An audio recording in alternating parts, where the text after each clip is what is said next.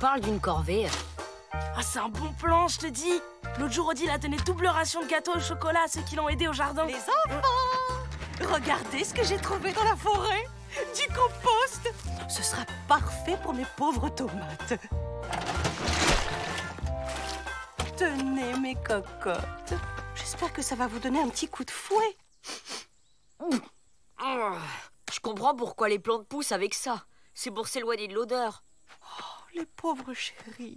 Elle est pas nette de parler à ses tomates. Mais il y a un problème? T'es malade! On est censé arracher les mauvaises herbes. Et alors, c'est quoi la différence? Radis, poireaux, épinards, tous ces trucs c'est mauvais, alors j'arrache.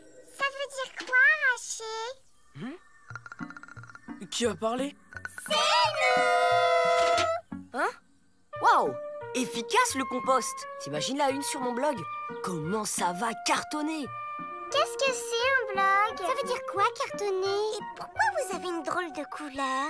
Vous êtes pas mûrs? C'est quoi votre variété? Oh là là, elles sont pas dégourdies. Bougez pas les filles, professeur Brian va vous apprendre la vie. Et là, je lui dis, et toi, tu t'es vu face d'artichaut? C'est ça tes leçons? Je vais vous montrer pourquoi il ne faut pas prendre exemple sur Brian. Observez le reporter à l'œuvre. Preuve numéro 1. Boule puante dans la poche. Brian fait des blagues de très mauvais goût. Preuve numéro 2. Mains super sales. Brian ne se lave jamais. Preuve numéro 3. Cheveux en épi, chemise ringarde, tongs en plastique. Brian a un look désastreux. Conclusion, on s'en fiche royalement. Tout ce qui compte dans la vie, c'est de s'éclater un maximum. Banzai!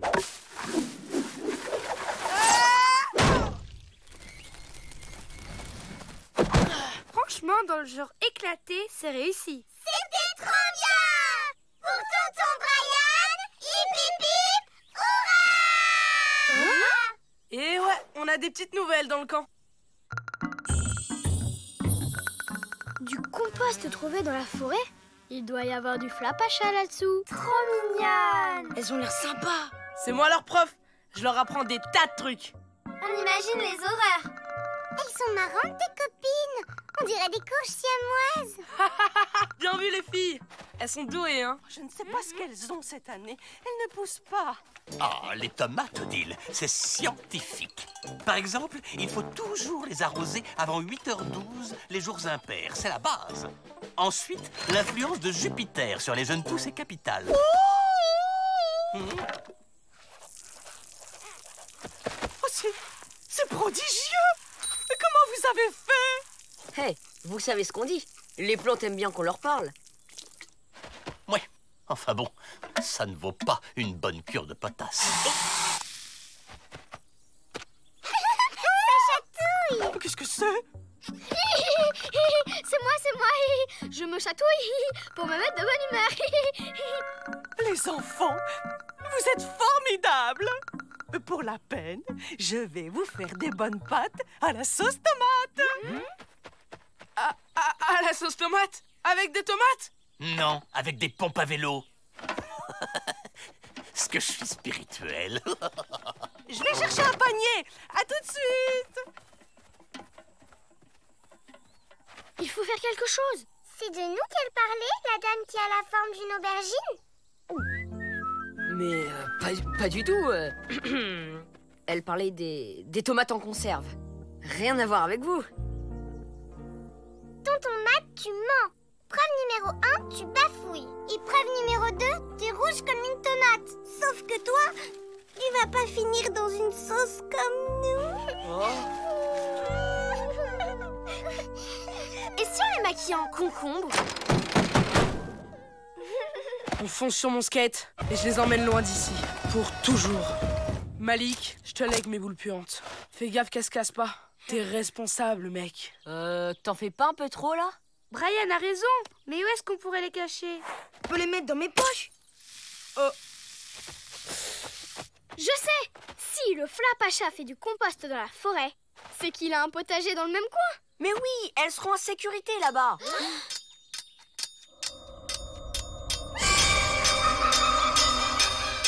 Brian vous a montré comment faire semblant d'être malade pour pas se lever le matin? Faire semblant? Ouais, t'inquiète, je gère. Odile, c'est horrible! Les tomates, elles sont malades! Mais non! Ce sont de vraies tomates de jardin, élevées sans engrais chimiques. Voilà tout. Et si on leur redonnait du compost pour les requinquer? Oh, mais j'y pense. Vous l'avez trouvé où, au fait? Eh bien...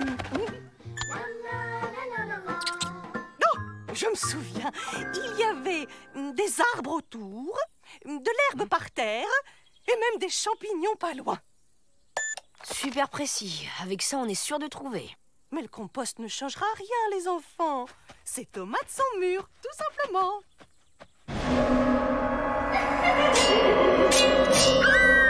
Les molécules sapides! Vous connaissez? C'est ce qui donne le goût aux tomates. Si vous les coupez trop tôt, les molécules s'évaporent. Envolez le bon goût. Allez déjà préparer l'ail, les oignons et le thym. Quand tout sera prêt, on vous apporte les tomates. Bien joué, Greta. À nous maintenant. Il faut retrouver le compost du Flapacha.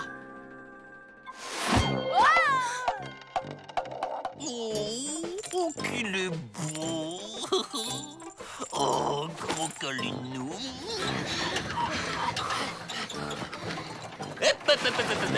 Vous allez où avec ces tomates? Pardon, mais c'est hyper important. Ces plantes ont besoin d'une greffe urgente de compost ou la sauce tomate est fichue. Ben voyons. Interdit d'aller seul en forêt, c'est le règlement. Là, quand Odile apprendra que ces tomates vont mourir à cause de vous et de votre petit copain en peluche. Faites votre devoir, soldats.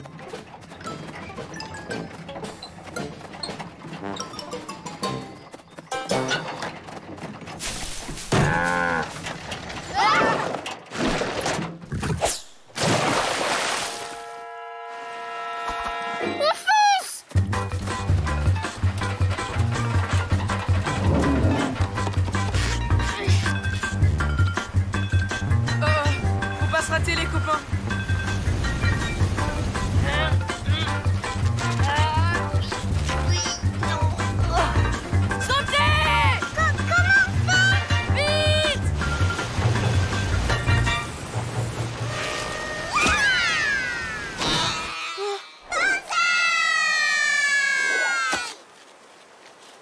Trop classe! Elles ont fait ma cascade Super Brian!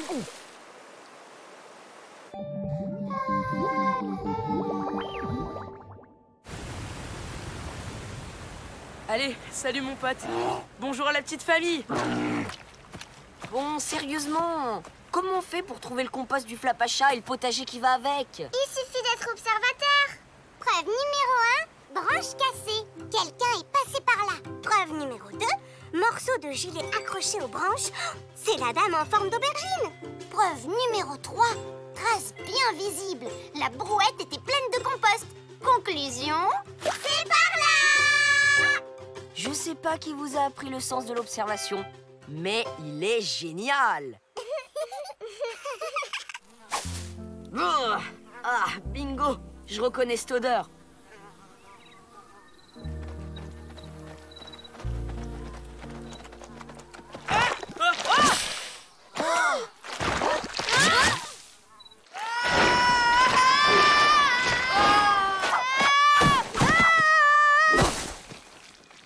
Pas de doute, on y est. Si ça se trouve, le Flapacha est dans le coin. Bon, ça risque pas. Pourquoi vous croyez qu'il nous donne du compost? C'est pour qu'on pousse tout seul, sans que monsieur se donne la peine de venir. À croire qu'on l'ennuie. Faut dire qu'à part discuter du temps qu'il fait, on n'a pas grand-chose à raconter. Parlez pour vous, ma chère. J'ai tout de même eu mon doctorat en études comparées de graines de citrouille. Et c'est reparti pour un tour passionnant. Rabâcher les oreilles avec... C'est pas des rigolos ici. Alors pas de blague, ok? Mais elles sont pas d'ici, ces tomates. Elles sont minuscules. Et toi, tu t'es vu? T'es tellement grosse que pour te prendre en photo, faut 3 appareils.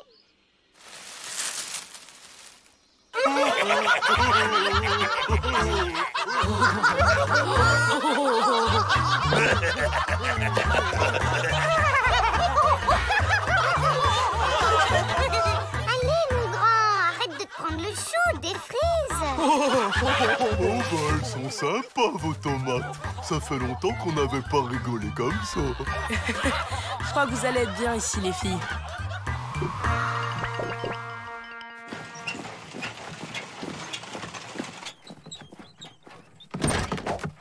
Vous voilà enfin. Je commence à m'inquiéter. Où sont les tomates? Elles sont parties. C'était dur de les quitter comme ça. Il veut dire qu'elles sont parties en vol plané. Il a trébuché en les portant et je plaf par terre. Oh, mais c'est pas grave. On fera une bonne sauce à la crème pour remplacer.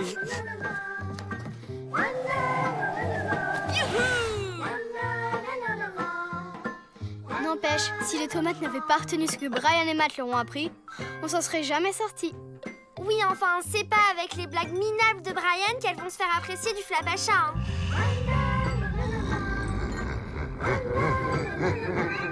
Eh ben, faut croire que si.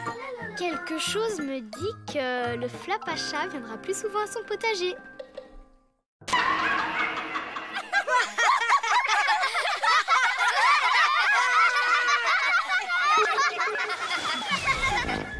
Je ne reviendrai pas sur ma décision. Allons, soyez raisonnable, Hippolyte. Ce n'était pas si grave. C'est l'honneur d'un homme qu'on a bafoué.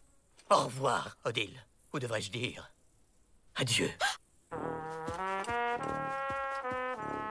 vous inquiétez pas. Une promenade en forêt lui calmera les nerfs. Il nous reviendra vite.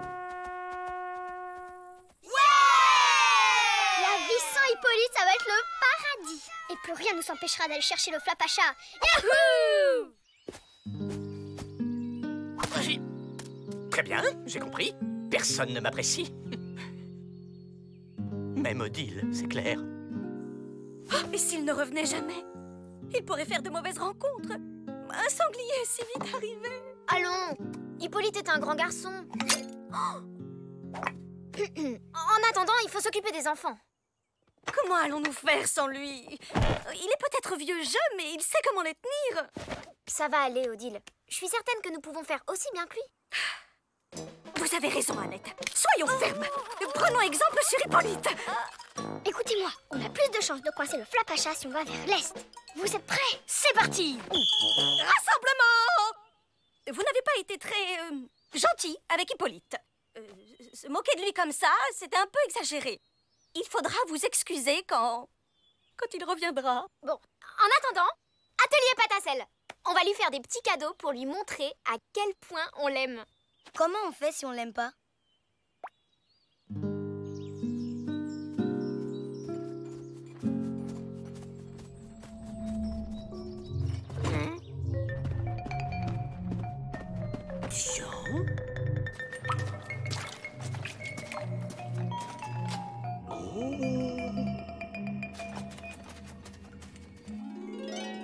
Oh, c'est trop mignon.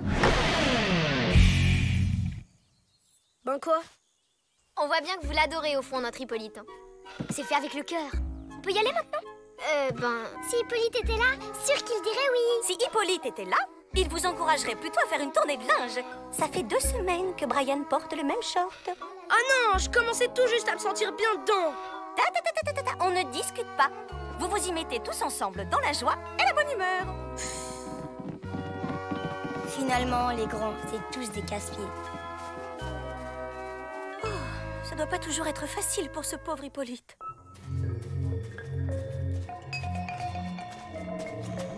Très étonnant.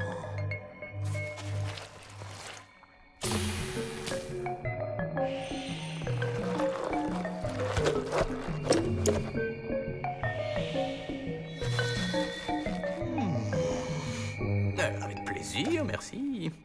Trop nul. Avec ou sans Hippolyte, on est toujours obligé de faire ce que les adultes décident. Laissez passer. Désolée, mais on mélange pas nos affaires avec celles de Brian. Burk, quelle horreur! On n'a pas envie de sentir le camembert à vie. Surtout, ne vous retournez pas, les filles.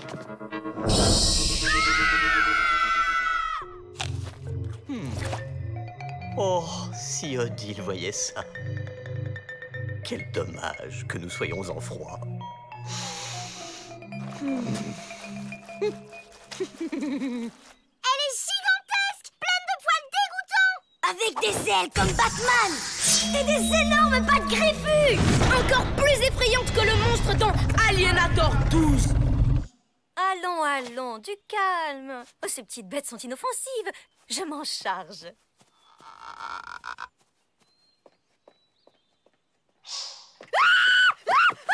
Oh, c'est un vampire! Un vampire assoiffé de sang, avec des dents aiguisées comme des rasoirs! Une haleine fétide pleine de bactéries et des lasers dans les yeux! Merci, Odile. Bon, maintenant que nous connaissons bien cette chose, il ne reste plus qu'à savoir comment s'en débarrasser. Pas besoin, on la laisse enfermer là-dedans et on n'y retourne plus jamais. Mais on pourra plus laver nos vêtements. C'est pas un problème, ça. T'es malade? Pourquoi pas se couvrir de peau de bête et se mettre un os dans le nez pendant que t'y es? N'empêche, si Hippolyte était là, il saurait quoi faire. Tout est de ma faute. Je n'ai pas su le soutenir dans un moment difficile.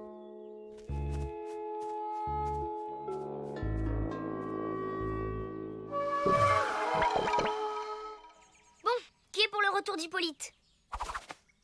Jamais de la vie. Ce type est vraiment pas cool. Tu sais, le gag du sifflet bourré de chewing-gum, c'était pas hyper cool non plus. Hé, j'étais pas le seul à me marrer sur le coup. Allez, lâche l'affaire. Mais comment on va faire pour retrouver Hippolyte? Trop simple, grâce à l'odeur de son nœud papillon. À toi de jouer, Squeak.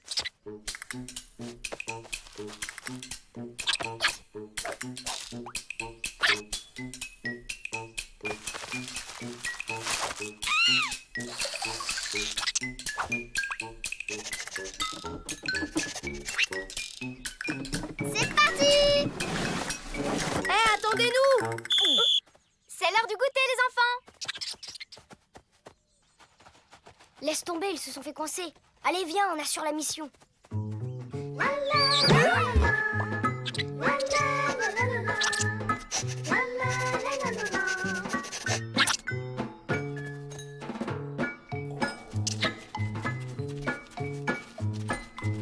Hippolyte! Entrez, entrez. Bienvenue, les enfants.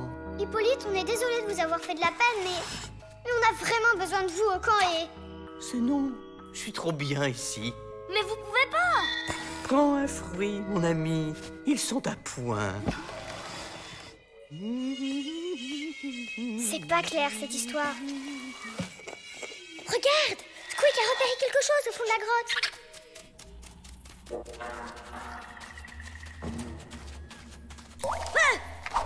Qui est là? C'est juste une goutte d'eau, Froussard. Squeak! Oh mince, on l'a perdu. Oh non, la batterie! Bien joué, champion. Allez, viens, on avance. Et si on reculait plutôt? De l'eau. Oh, manquait plus que ça. Que me vaut la présence de si jeunes explorateurs? Vous êtes l'esprit de la grotte? C'est moi-même. Que puis-je pour vous? Eh bien, vous voyez le grand type moustachu à l'entrée? C'est un ami, et nous voudrions qu'il revienne vivre avec nous. Désolée, mais ça ne va pas être possible. Ce monsieur est client à vie. Les temps sont durs, vous savez. Les temps sont durs. Oh, dites-moi un peu plus. Oh, ne m'en parlez pas. Dans l'ancien temps, les animaux de la forêt venaient habiter chez moi pour se protéger des méchants prédateurs. Mais depuis que le Flapacha est arrivé, la sécurité s'est considérablement améliorée et plus personne ne vient me tenir compagnie. Alors, vous comprenez, quand je tiens un locataire, je le garde! Cher ami, je crois que j'ai la solution à notre problème.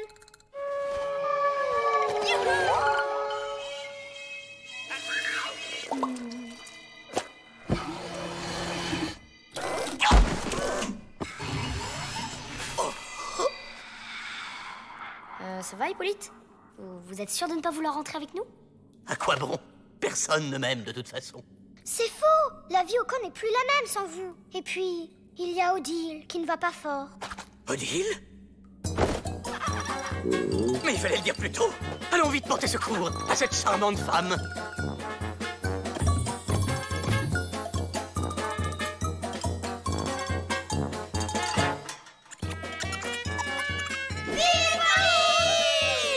C'était 3 fois rien. C'est gentil comme tout, ces petites bêtes. Hippolyte, oh, vous êtes un héros! Je voudrais m'excuser pour le peu de gratitude que je vous ai accordé. Vous faites un travail formidable et... Je n'aurais jamais dû abandonner mon poste. C'est impardonnable. Vous êtes trop indulgente avec moi. On vous emprunte ça. Merci. Bien. Et oh, avez-vous trouvé des champignons en forêt? Non. Si, c'est la saison, absolument.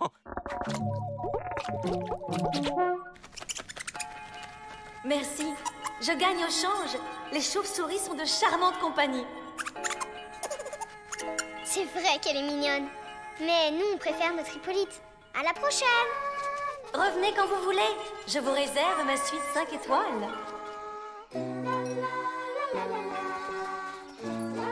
Squeak, on est parti.